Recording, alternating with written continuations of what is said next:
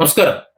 ഈ വീഡിയോയ്ക്ക് നിങ്ങൾ എന്തെങ്കിലും ഒരു അഭിപ്രായം എഴുതുന്നുണ്ടെങ്കിൽ ദയവായി വീഡിയോ മുഴുവനായി കണ്ടതിന് ശേഷം മാത്രം കമന്റ് എഴുതുക. അല്ലെങ്കിൽ ഒരു പിണ്ണാക്ക് മനസ്സിലാവില്ല. അതുകൊണ്ടാണ്. കാരണം ഇനി പറയുന്ന കാര്യങ്ങൾക്ക് എനിക്ക് നിങ്ങളുടെ മുന്നിലേക്ക് വെച്ച രേഖയൊന്നുമില്ല.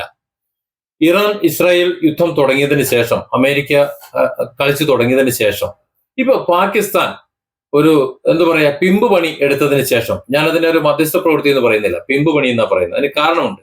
അത് എടുത്തു കഴിഞ്ഞ ശേഷം ഇപ്പോ അർദ്ധവിരാമ നാടകം നടന്നതിന് ശേഷം ഇതിനിടയിൽ കുറച്ച് ആൾക്കാർ പറഞ്ഞിരുന്നു ഇന്ത്യ അവസരം നഷ്ടപ്പെടുത്തി, ഇന്ത്യ ഇസ്രായേലിനോടൊപ്പമാണ്, അല്ലെങ്കിൽ അങ്ങനെയൊക്കെ പറഞ്ഞു നടക്കുന്ന കുറച്ച്, മനസ്സിലായില്ലേ?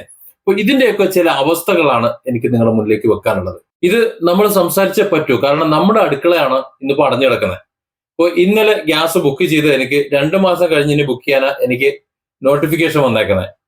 അതായത് 45 ദിവസം കഴിയാതെ എന്തായാലും ഗ്യാസ് കിട്ടില്ല എന്നുള്ള അവസ്ഥയെ. അതായത് യുദ്ധം തുടങ്ങി 12ാമത്തെ ദിവസം നമ്മുടെ അടുക്കളയിലേക്കും 15ഉം 20ഉം ദിവസം ആവുന്നതിന് മുമ്പ് നമ്മുടെ ഹോട്ടലുകൾ പൂട്ടിയിടുന്ന ഒരു സിറ്റുവേഷനിലേക്ക് എത്തിയിട്ടുണ്ടെങ്കിൽ ഈ യുദ്ധം ഇനി നീണ്ടു നിന്നാൽ എവിടെ എത്തും എന്ന് നിങ്ങളൊന്ന് ചിന്തിച്ചാൽ മതി. ആ ഒരു അവസരത്തിൽ ഈ യുദ്ധം നീണ്ടു നിൽക്കാനും എന്നാൽ അതേ സമയം തന്നെ മറ്റു ചിലരുടെ സ്ഥാപിത താല്പര്യങ്ങൾ നടക്കാനും, ആര് തകർന്നാലും വേണ്ടില്ല, ഏത് രാജ്യം തകർന്നാലും വേണ്ടില്ല, തങ്ങൾ അങ്ങോട്ട് നിന്നാൽ മതി, ആരുടെ മുതൽ കട്ടുപിടിച്ചാലും വേണ്ടില്ല, ആരെ കൊന്നാലും വേണ്ടില്ല, തങ്ങൾ രക്ഷപ്പെട്ടാൽ മതി എന്ന ഇസ്രായേലിന്റെയും അമേരിക്കയുടെയും ധാർഷ്ട്യമുണ്ടല്ലോ. ആ ധാർഷ്ട്യം ഇതൊക്കെ സംസാരിക്കപ്പെടാതെ പോയാൽ ശരിയാവില്ല. അതുകൊണ്ടാണ് ഞാൻ ഓരോന്നായി ഒന്ന് പറയാം. ആദ്യം ഈ യുദ്ധം എങ്ങനെ തുടങ്ങിയെന്ന് നമുക്കറിയാലോ. യുദ്ധം തുടങ്ങിയത് എണ്ണ സമ്പത്തും ഈ കാർഗിൽ ദ്വീപിലെ എണ്ണ സമ്പത്തും മറ്റുമെല്ലാം കണ്ടുകൊണ്ട്, അങ്ങനെ മറ്റുള്ളവരെ സമ്പത്ത് കണ്ടുകൊണ്ട് തന്നെയാണ് ഇസ്രായേലും അമേരിക്കയും യുദ്ധം നടത്തുന്നത്. അല്ലാതെ മഞ്ഞയ്ക്ക് കളവറിക്കാനല്ല. അതിന് അവർ പറയുന്നത് ആ രാജ്യം നമ്മുടെ സുരക്ഷയ്ക്ക് ഭീഷണിയാണ്. അത് മറ്റുള്ളവർക്കും പറയാമല്ലോ, മറ്റുള്ളവർക്കും പറഞ്ഞൂടെ? അതായത് ഇപ്പൊ ഇസ്രായേൽ ഇറാന് ഭീഷണിയാണെന്ന് ഇറാന് പറഞ്ഞൂടെ? അല്ലെങ്കിൽ മറ്റു മിഡിൽ ഈസ്റ്റ് രാജ്യങ്ങൾക്ക് പറഞ്ഞൂടെ? അവരാരും അത് പറയുന്നില്ല. കാരണം അവർക്ക് വിവരമുണ്ട്. അതേസമയം മറ്റുള്ളവരുടെ രാജ്യത്തിൽ കടന്നു കയറി എന്ത് തോന്നിയാസം കാണിച്ച് അവരെ മുതൽ പിടിച്ചെടുക്കണം, അവരെ നശിപ്പിക്കണം എന്ന ചിന്തയിൽ നടക്കുന്ന പിശാചുക്കളായിട്ടുള്ള അമേരിക്കയ്ക്കും ഇസ്രായേലിനും പക്ഷെ അത് മനസ്സിലാവില്ല. കാരണം അവരുടെ ഉദ്ദേശം വേറെയാണ്. ഇപ്പോൾ തന്നെ പറയുന്നത് എന്താ?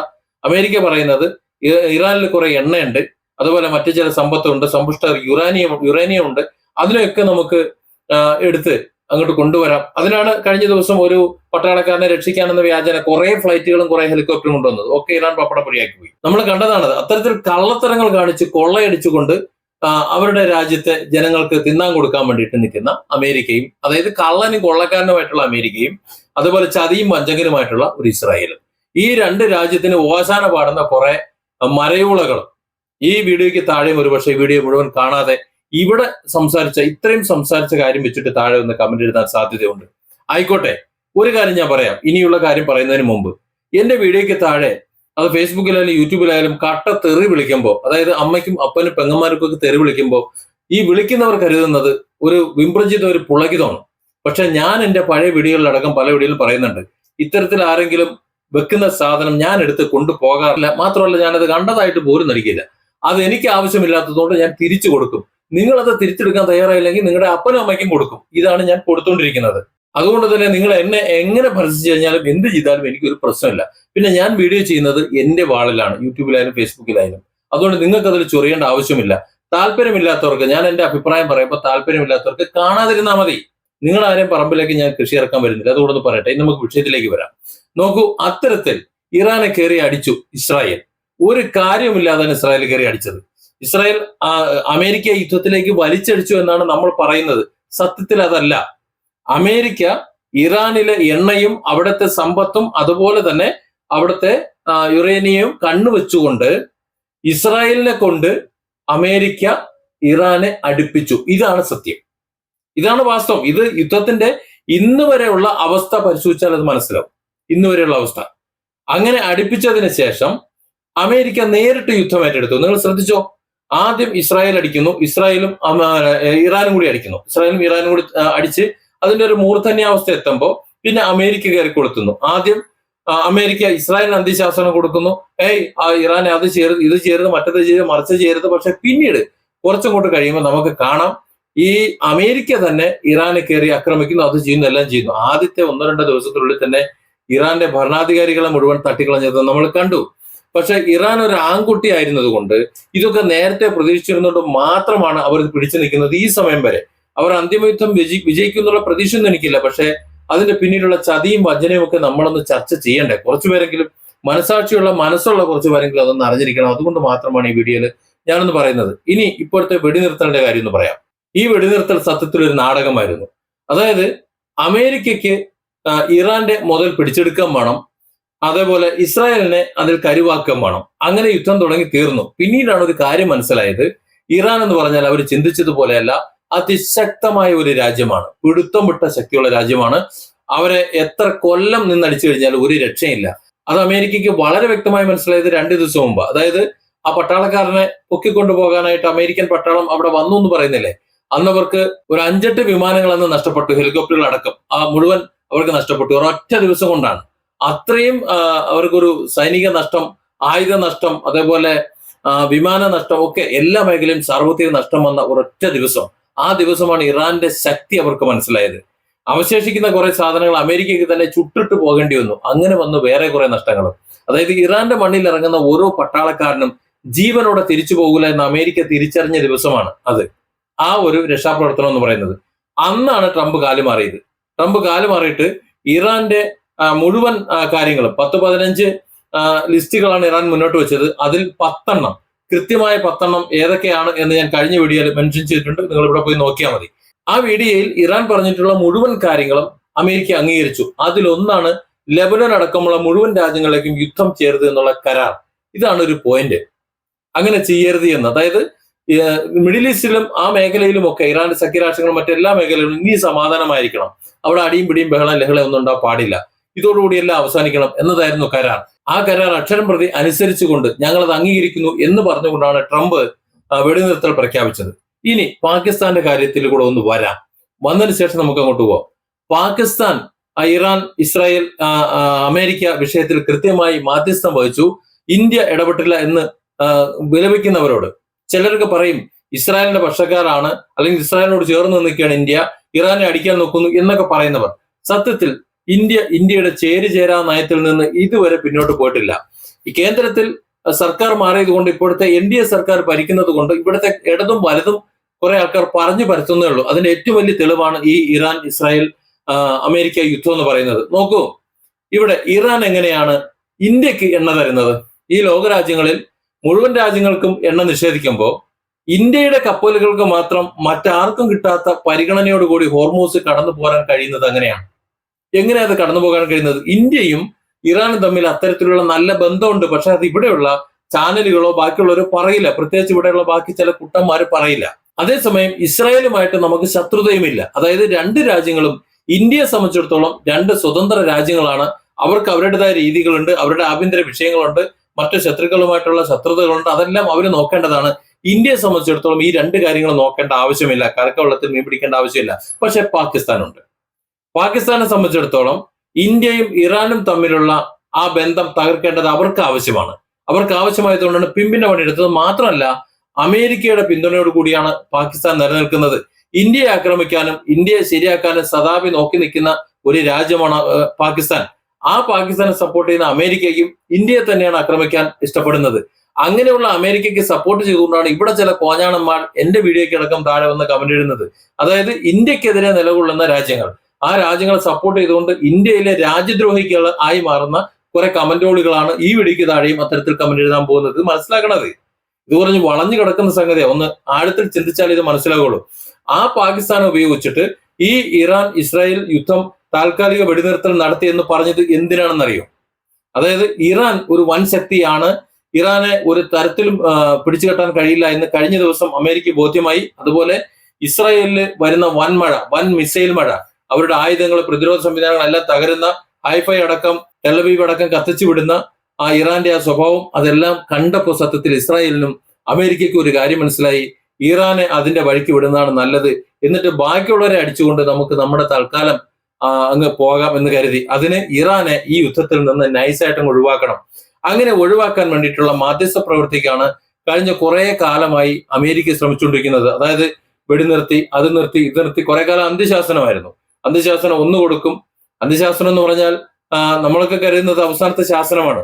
എന്റെ വീഡിയോയുടെ കമന്റിൽ ഒരാൾ എഴുതി, ട്രംപിനെ സംബന്ധിച്ചിടത്തോളം ലാസ്റ്റ് ബസ് പോയി കഴിഞ്ഞാൽ പിന്നെ ഒരു ബസ് ബാക്കിയുണ്ട് എന്ന്. എന്നിട്ട് അതുപോലെയാണ് ട്രംപിന്റെ അന്ത്യശാസനം എന്ന് പറയുന്നത്. ആ അന്ത്യശാസനത്തിൽ ഏശാതെ വന്നപ്പോ പിന്നെ ഏത് വിധേനയും ഇറാനെ ചിത്രത്തിൽ നിന്ന് മാറ്റണം.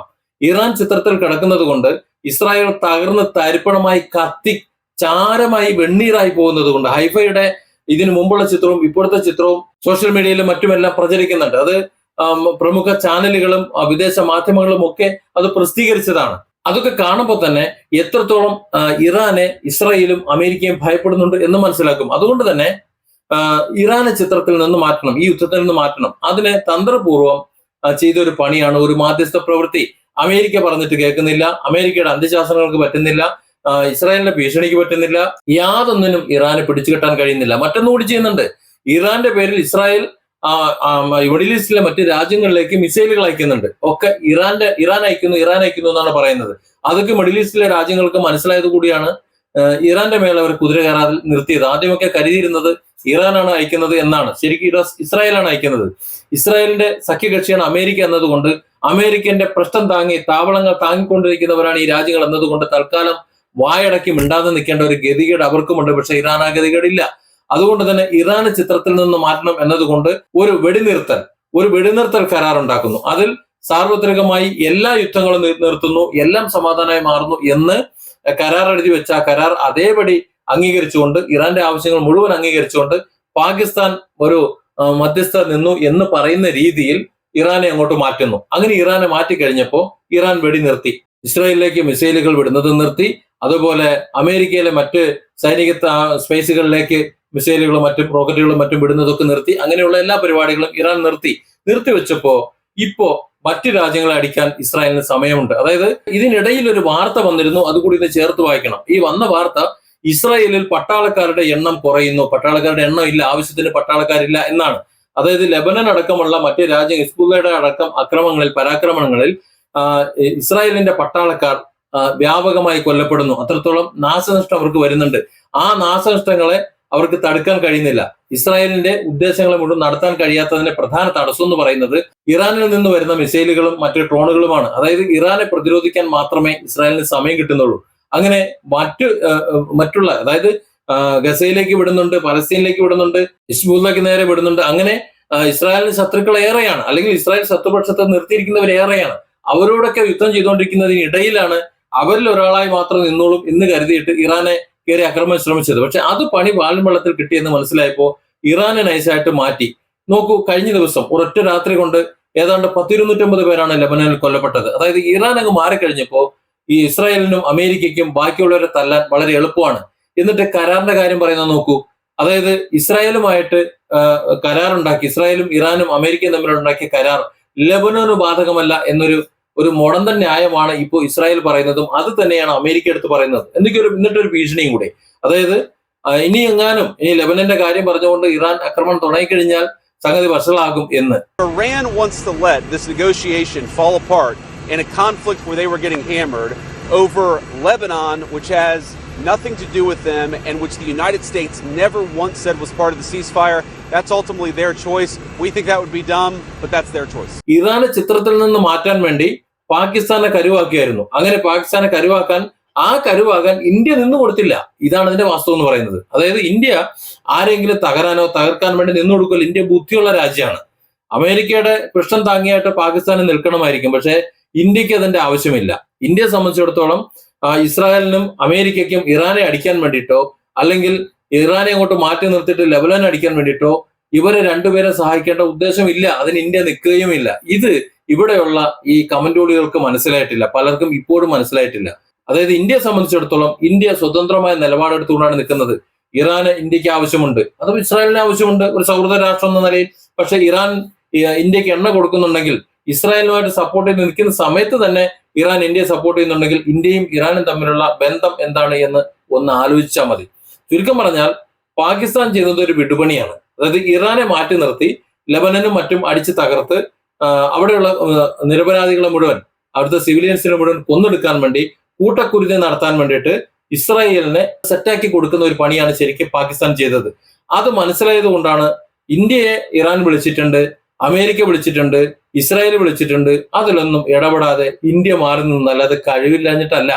കഴിവ് ഇന്ത്യക്ക് വേണ്ടോളമുണ്ട്. പക്ഷെ അത് വേണ്ടടുത്ത് വേണ്ടതുപോലെ പ്രയോഗിക്കാനാണ്. അല്ലാതെ കണ്ടട നീളെ കൊണ്ട് നിരങ്ങാനുള്ളതല്ല എന്ന് ഇന്ത്യ ഒരിക്കൽ കൂടി തെളിയിക്കുകയാണ്. ഏതായാലും അമേരിക്കയുടെ കുരുട്ടുകുത്തിയിൽ ഇന്ത്യ വീണില്ല, പക്ഷെ പാകിസ്ഥാൻ വീണു. വെടിനിർത്തം പ്രഖ്യാപിച്ച് 24 മണിക്കൂർ തികയുന്നതിന് മുമ്പ് യമനിലേക്ക് ബോംബിടുന്നു, എണ്ണ പാടത്തേക്ക് ബോംബിടുന്നു, ഇതൊക്കെ ചെന്ന് മിസൈലുകൾ വീഴുന്നു. ഇതൊക്കെ നമ്മൾ മനസ്സിലാക്കുന്നത് ഈ യുദ്ധം ഇവിടെ നിന്ന് അവസാനിക്കുന്നില്ല. ഇറാനെ മാറ്റി നിർത്താൻ വേണ്ടി ഒന്ന് ഒതുക്കി നിർത്തിയിട്ട് ഇവരുടെ ഉദ്ദേശം സാധിക്കാൻ വേണ്ടി ഇവർ കളിച്ചിട്ടുള്ള ഒരു പറാട്ട നാടകമായിരുന്നു സത്യത്തിൽ ഈ വെടിനിർത്തൽ എന്ന് പറയുന്നത്. അത് ഇറാനും അറിയാം. അതുകൊണ്ട് തന്നെ ഇനി ഇതൊക്കെ കഴിഞ്ഞിട്ട് അങ്ങോട്ട് തുടങ്ങിക്കഴിഞ്ഞാൽ ഇസ്രായേൽ എന്ന് പറഞ്ഞ രാജ്യം ബാക്കി ഉണ്ടാവില്ലെന്ന് ഇറാൻ മുന്നറിയിപ്പ് കൊടുത്തിട്ടുണ്ട്. അതുകൊണ്ടാണ് ഇസ്രായേൽ ഇറാനിലേക്ക് ഇനി ഡയറക്റ്റ് അടിക്കാൻ സാധ്യതയില്ലാത്തത്. പക്ഷേ കരാറിൽ തന്റെ സൗഹൃദ രാജ്യങ്ങളായിട്ട് ലെബനാൻ അടക്കമുള്ള എല്ലാ ഭാഗവും എല്ലാ സംഘർഷങ്ങളും നിർത്തിവെക്കണം എന്ന് പറഞ്ഞിട്ടുള്ളത് കൊണ്ട് അമേരിക്കയും ഇസ്രായേലും അത്തരത്തിലുള്ള ഒരു കരാലംഘനം നടത്തുന്നതിലൂടെ ഇറാനെ പ്രകോപിപ്പിച്ച് ഇറാൻ യുദ്ധത്തിലേക്ക് ഇറങ്ങിക്കഴിഞ്ഞാൽ അത് ലോകത്തിന്റെ നാശത്തിലേക്കാണ് പോകുന്നത്. അങ്ങനെ ഒരു നാശത്തിലേക്ക് കൊണ്ടുചെന്ന് എത്തിക്കാൻ പാകിസ്ഥാനാണ് ഇപ്പോൾ കളമൊരുക്കിയിട്ടുള്ളത്. അത് ഇന്ത്യയല്ല എന്ന് ആശ്വസിക്കുകയാണ് നമ്മൾ ചെയ്യേണ്ടത്. Different angles. Don't forget to subscribe and support this channel.